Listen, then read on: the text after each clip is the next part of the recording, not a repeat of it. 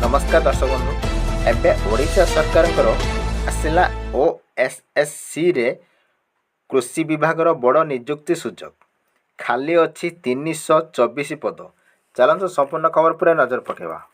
राज्य सरकार कृषि और कृषक सशक्तिकरण विभाग पूरण होगाकू जाउछि अनेक पद। एने ओडिशा कर्मचारी चयन आयोग OSSC तरफ एक विज्ञप्ति प्रकाश पाई।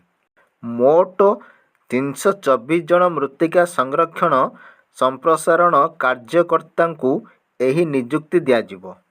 नवेम्बर 27 तारिखरू एथिपाई आवेदन प्रक्रिया आरंभ होई डिसेम्बर 26 रे समाप्त हेबो बोली जणा पड़िछि।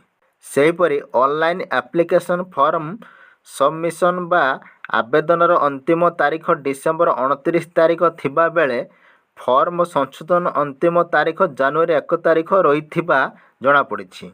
इच्छुक प्रार्थी माने ऑफिशियल वेबसाइट को जाई एही नियुक्ति सविशेष तथ्य मध्य जानी पारिबे। अणसंरक्षित शिक्षा और सामाजिक क्षेत्र में पछुआ श्रेणी SCBC अनुसूचित जाति SC अनुसूचित जनजाति ST वर्गर प्रार्थी एथिरे पद संरक्षित रही। प्रार्थी जेकोसी स्वीकृतिप्राप्त विश्वविद्यालय शिक्षानुष्ठान कृषि संबंधी विषय रे युक्त 2 विज्ञान किंबा धंदामूलक शिक्षा पास करिथिबे।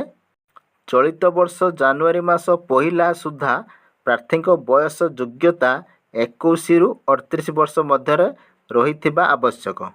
बयस कोहल नियम अनुଯାयी धार्य कराजिबो। प्रिलिमिनारी परीक्षा, मुख्य लिखित परीक्षा और सर्टिफिकेट जांच आदि 3टी पर्याय माध्यम योग्य प्रार्थी को चयन कराजिबो।